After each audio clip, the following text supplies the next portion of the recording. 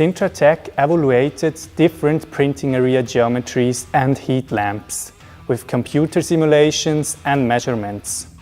The result of this evaluation is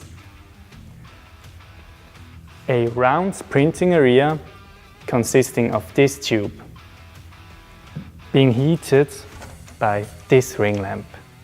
As you can see, the round shape hugely increases heat distribution of Sintratec S2 compared to conventional SLS printers.